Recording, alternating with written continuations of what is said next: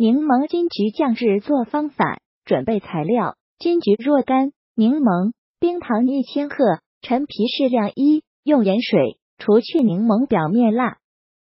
2、金桔同样用盐水浸泡15分钟以上。3、用厨房纸巾吸取多盐水分。4、沥干以后，把它们切好片，要去籽，不然会胃苦。